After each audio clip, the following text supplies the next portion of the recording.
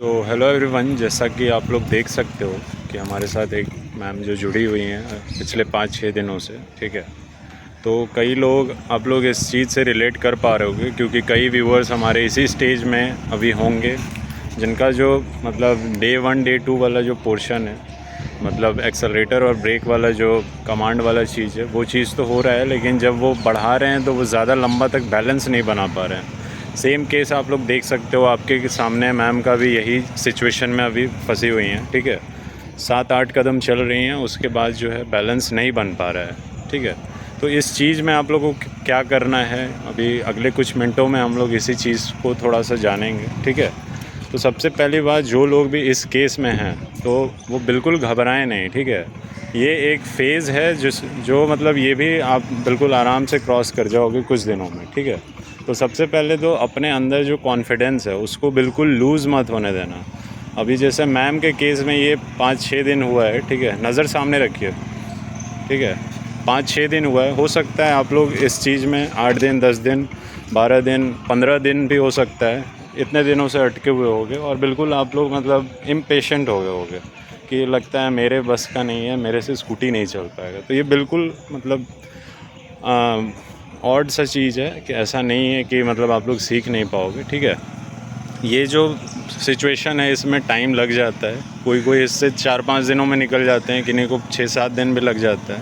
तो डिपेंड करता है पर्सन टू पर्सन कि उस चीज़ को आपका बॉडी का जो पोस्चर है वो कैसा है, क्या है, वो सारा फैक्टर मतलब उस पर डिपेंड करता है कि आप कैसा कर पा रहे हो। ठीक है, तो आइए जानते हैं कि सबसे पहले क्या क्या गड़बड़ मैम कर रही हैं, उसके बाद इसका सोल्यूशन क्या होगा। ठीक है, तो सबसे पहले आप लोग इतने देर जो नोटिस किए होगे, 1-2 मिनट का जो वीडियो में आप लोग चलाते हुए मैम को देख लिए होगे, तो इसमें जो सबसे पहले है, इनका जो हाथों का जो पोजीशन है वो थोड़ा सा टाइट रह रहा है। ठीक है, जो दोनों आर्म्स जो है ना, वो चीज़ आपको थोड़ा फ्लेक्सिबल रखना है। ठीक है, वो चीज़ मैं थोड़ा सा बता देता हूँ कि ये वाला जो पोर्शन है आपका, ये वाला जो पोर्शन है, ठीक है, इसको थोड़ा आपको दोनों हाथों को लूज़ रखना है। ठीक है, बहुत ज़्यादा इसको टाइट नहीं किए रहना है कि मतलब आपका जो हैंडल है, जो ये हैंडल है, ये मतलब आपका इधर उधर मूव होना चाहिए। ठीक है, अगर बहुत ज़्यादा आप टाइट रखोगे तो बिल्कुल स्टिफ हो जाएगा, हैंडल एक ही तरफ भागते रहेगा जैसे भाग रहा है।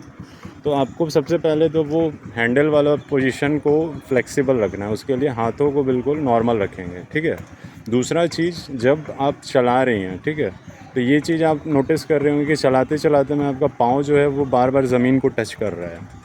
तो आपको ये लग रहा होगा कि मतलब ज़मीन को हम टच कर रहे हैं तो थोड़ा सा मतलब हमको ज़्यादा सपोर्ट मिल रहा है, ऐसा आपको फ़ील हो रहा होगा।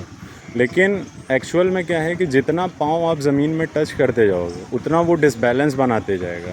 तो कोशिश ये करना है कि मेरा जो बार बार एंकल जो टच हो रहा है उसको हम बार बार ज़मीन में ना टच करके उसको कोशिश करें कि हम ज़्यादा देर तक मतलब हवा में उसको होल्ड कर पाएँ, हवा में।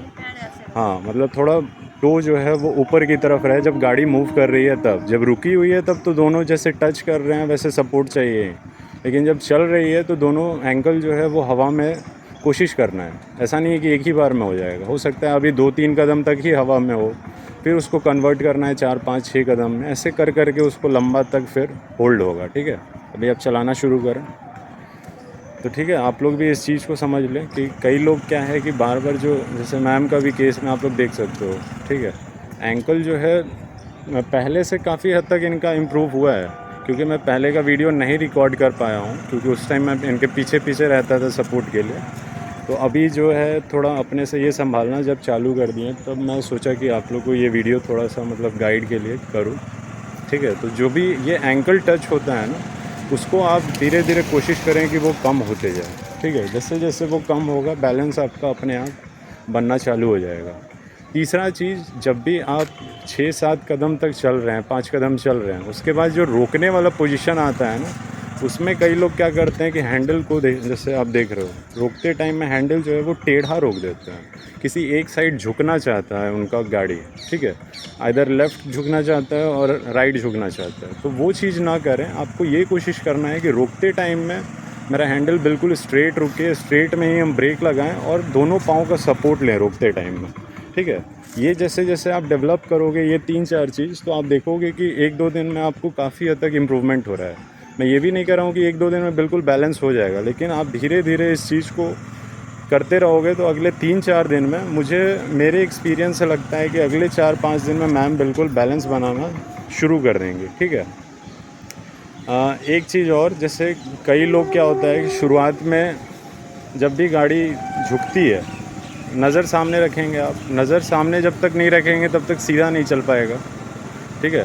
तो जब भी रोकते टाइम में गाड़ी जब झुकती है ना, तो लोग क्या करते हैं कि एक ही पाँव पे लोड लेने के चलते कई बार उनका गाड़ी जो है साथ में गाड़ी के साथ वो गिर जाते हैं। मैम के केस में आप लोग ये चीज़ नोटिस कीजिएगा, ठीक है, कि जब भी गाड़ी झुकता है तो अब क्या है कि उनका पाँव जो है वो यूज़ टू हो गया है, तो अब गिरने का प्रोबेबिलिटी मैम का बहुत कम हो गया है, ठीक है। ये भी रीज़न है कि मैं वीडियो अभी इनके सामने आके बना रहा हूँ। जब तक वो चीज़ था कि थोड़ा सा झुकने पे गाड़ी जो है गिरने का चांस था, तो मुझे पीछे रहना पड़ता था उस सपोर्ट के लिए। तो जो लोग भी आपको गाइड कर रहे हैं या खुद से आप कर रहे हैं, तो ये चीज़ ध्यान दीजिएगा कि गाड़ी का जो वज़न है उसको धीरे धीरे हम यूज़ टू हो जाएं पाँव पे लेने के लिए। इसीलिए मैं बोलता हूँ कि ज़्यादा से ज़्यादा आपको रोकने आना चाहिए, ठीक है। हर 4-5 कदम पे आप ज़रूर ब्रेक लगाएं। जब रोकने में आप बिल्कुल परफेक्ट हो जाओगे ना, कि गाड़ी रोकते टाइम मेरा कहीं झुकता नहीं है या गिरता नहीं है, मेरे पाँव पे अच्छे से वज़न आ जाता है, उसके बाद आपको कोई प्रॉब्लम नहीं आने वाला है। फिर आप अकेले धीरे धीरे खींचते खींचते आप बिल्कुल उस चीज़ को प्रैक्टिस करते करते अचीव कर लोगे। हो सकता है थोड़ा टाइम लग जाए अगर आप अकेले कर रहे हो तो, और अगर किसी के गाइडेंस में कर रहे हो, कोई अच्छे ट्रेनर के गाइडेंस में कर रहे हो, तो बिल्कुल वो 7-8-10 दिन का खेल है, उस चीज़ को आप बिल्कुल आराम से अचीव कर लेंगे, ठीक है। तो यही 4-5 पॉइंट है जो सब लोग, मतलब मैक्सिमम लोग यही गड़बड़ करते हैं, और बाकी तो मतलब कुछ और गलतियाँ होती है जो पर्सन टू पर्सन डिपेंड करता है, ठीक है।